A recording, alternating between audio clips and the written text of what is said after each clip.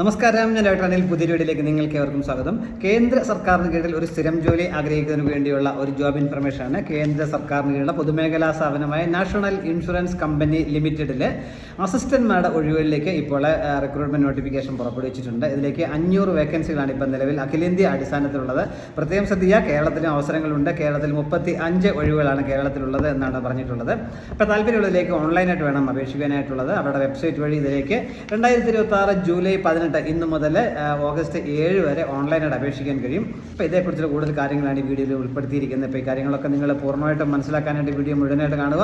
അതുപോലെ channel subscribe ചെയ്യാത്തവരാണെങ്കിൽ subscribe support ചെയ്യാം, കൂട്ടുകാർക്ക് ഷെയർ കൊടുക്കുകയും കൂടെ ചെയ്യുക. അതിൻ്റെ വിശദാംശങ്ങൾ നമുക്ക് പരിശോധിച്ച് നോക്കാം.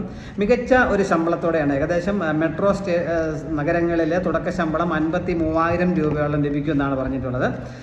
ഇതിലേക്ക് ആകെ 500 വേക്കൻസികളാണുള്ളത്. കേരളത്തിൽ മാത്രം 35 ഒഴിവുകളുണ്ട്. പ്രായം പറഞ്ഞിട്ട് 21 വയസ്സിനും 30 വയസ്സിനും ഇടയിലുള്ളവർക്ക് അപേക്ഷിക്കാൻ കഴിയും. 2026 ജൂലൈ 1 അടിസ്ഥാനമാക്കിയായിരിക്കും പ്രായം കാൽക്കുലേറ്റ് ചെയ്യുക. എന്നാൽ ഏജ് റിലാക്സേഷൻ ലഭിക്കുന്നവർക്ക് ലഭിക്കും എന്നുണ്ട്. SC ST കാൻഡിഡേറ്റ് 5 വർഷവും, OBC നോൺ ക്രീമിയിലേക്ക് 3 വർഷവും, ഡിസബിലിറ്റി ഉള്ള കാൻഡിഡേറ്റ് ആണെങ്കിൽ 10 വർഷവും ഉയർന്ന പ്രായപരിധി ഇളവ് ലഭിക്കും എന്ന കാര്യം കൂടി ഓർമ്മിക്കാം. ഇതിലേക്ക് വേണ്ട യോഗ്യത ഏതെങ്കിലും വിഷയത്തിലുള്ള അംഗീകൃത സർവകലാശാല ബിരുദമുള്ളവർക്ക് ഇതിലേക്ക് അപേക്ഷിക്കാൻ കഴിയും.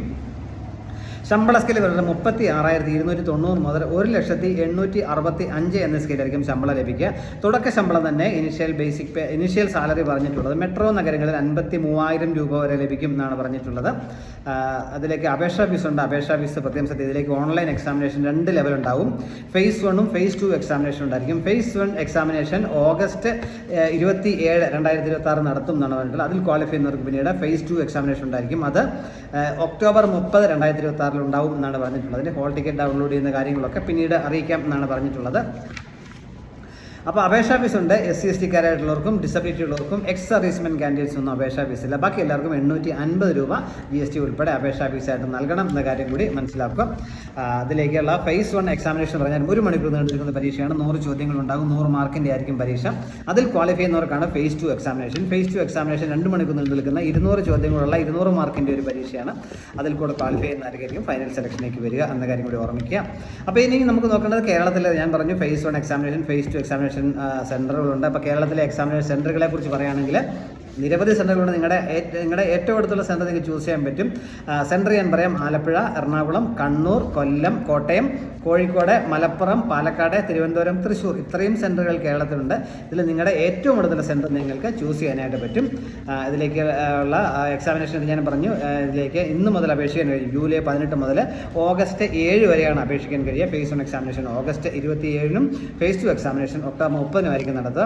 ഇതിൻ്റെ എല്ലാ ഡീറ്റെയിൽസുള്ള വെബ്സൈറ്റ് https:/national-nic.in/recruitment എന്ന സൈറ്റിൽ ഡീറ്റെയിൽസ് ലഭ്യമാണ്. അപ്പോൾ ഈ സൈറ്റ് വഴി വേണം നമ്മൾ ഓൺലൈനായിട്ട് അപേക്ഷിക്കാനായിട്ടുള്ളത്. അപ്പം അതിൻ്റെ നോട്ടിഫിക്കേഷൻ്റെ ലിങ്ക് ഞാൻ കമൻറ്റ് ബോക്സിൽ കൊടുക്കാം. നിങ്ങൾ ഡയറക്റ്റായിട്ട് അതിൽ ക്ലിക്ക് ചെയ്ത് ഡീറ്റെയിൽസ് മനസ്സിലാക്കാനും അപ്ലൈ ചെയ്യാനും പറ്റും. താല്പര്യമുള്ള അവസരം പ്രയോജനപ്പെടുത്തുക. അഖിലേന്ത്യാ അടിസ്ഥാനത്തിലാണെങ്കിലും കേരളത്തിൽ 35 ഒഴിവുകളുണ്ട്, 500 വേക്കൻസികളുണ്ട്. മികച്ച ഈ അവസരം ഏതെങ്കിലും വിഷയത്തിൽ ബിരുദമുള്ളവർക്ക് അപേക്ഷിക്കാൻ കഴിയുമെന്നും പറഞ്ഞിട്ടുണ്ട്. അപ്പോൾ ഈ താല്പര്യമുള്ള ഈ അവസരം പരമാവധി പ്രയോജനപ്പെടുത്തുക. Thank you.